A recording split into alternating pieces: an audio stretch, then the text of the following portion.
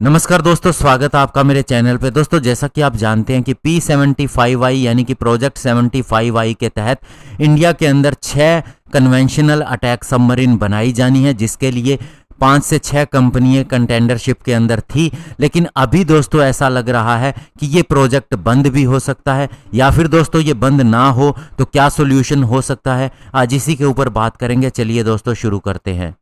तो दोस्तों, जैसा कि आप जानते हैं कि इंडिया को जो 6 कन्वेंशनल सबमरीन इंडिया के अंदर बनवानी है, इसके अंदर टेक्नोलॉजी ऑफ ट्रांसफर के लिए कहा गया है। तो ऐसे में दोस्तों जो इसकी शर्तें रखी गई थी उसको देख के सबसे पहले स्वीडिश कंपनी साब इससे बाहर हो गई। उसके इंजीनियर्स का मानना था कि इस तरह की टर्म्स कंडीशन के अंदर इस तरह से टेक्नोलॉजी ट्रांसफर पॉसिबल नहीं है। लेकिन दोस्तों उसके बाद में रशियन कंपनी, फ्रेंच कंपनी और स्पेन कंपनी भी इससे बाहर होती दिखाई दे रही है, क्योंकि रीज़न ये है कि इंडिया ने डिमांड की है कि इसके अंदर जो AIP टेक्नोलॉजी चाहिए, यानी कि दोस्तों एयर इंडिपेंडेंट प्रोपल्शन सिस्टम चाहिए, वो एक प्रूव्ड सिस्टम होना चाहिए, यानी कि किसी सबमरीन के अंदर इंटीग्रेट करके और उसके बाद में उसे टेस्ट किया हुआ होना चाहिए। तो ऐसे में केवल साउथ कोरिया की कंपनी ही है जिसके पास ऐसा सिस्टम है जो एक सबमरीन के अंदर इंस्टॉल किया जा चुका है।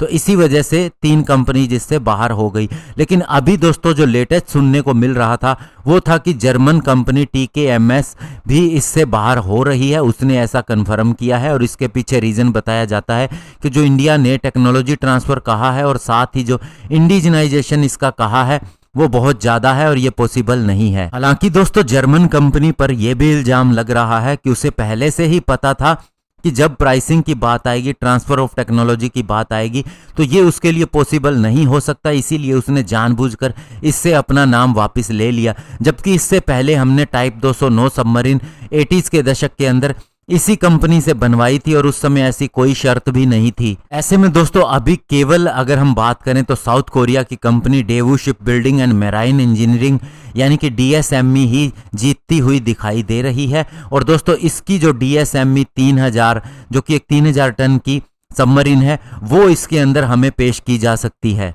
ये रिपब्लिक ऑफ कोरिया की वो सबमरीन है जिसे जॉइंटली DSME और हुंडई हैवी इंडस्ट्री ने मिलकर बनाया था।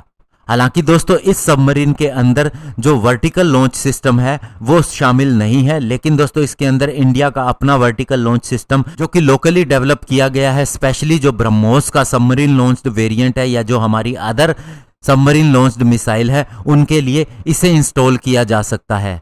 और ये सबमरीन कलवरी क्लास की सबमरीन से काफ़ी बड़ी है। इवन दोस्तों बताया जाता है कि ये उससे साइज में डबल है और साथ ही इसके अंदर next generation fuel cell based AIP technology भी है और लिथियम आयन बैटरी टेक्नोलॉजी का भी इस्तेमाल हुआ है, जो कि दोस्तों सबसे बेस्ट मानी जाती है और इवन जैपनीज सोर्यू क्लास की सबमरीन से भी बेहतर है। लेकिन दोस्तों चूंकि ये अब अकेली कंपनी ही रह जाती है बाकी कंपनियों को कंपेयर किए बिना ही, क्योंकि वे अदर शर्तों के ऊपर अलग हो जाती हैं, तो ऐसे में दोस्तों इस डील को बेहतर नहीं समझा जाएगा अगर जिसके अंदर सिंगल कंटेंडर ही बचे। तो ऐसे में चांसेस हो सकते हैं कि इस डील को रद्द कर दिया जाए और साथ ही दोस्तों नए सिरे से टेंडर को जारी किया जाए। तो ऐसे में दोस्तों इसकी प्रक्रिया फिर बहुत ज़्यादा लंबी हो जाएगी और आगे भी खिंच जाएगी। तो ऐसे में सॉल्यूशन केवल यही हो सकता है कि या तो इंडिया इसके अंदर जो शर्तें हैं उनके अंदर बदलाव करे, लेकिन दोस्तों हम टेक्नोलॉजी के ऊपर कॉम्प्रोमाइज़ भी नहीं करना चाहेंगे, क्योंकि ये हमारे लिए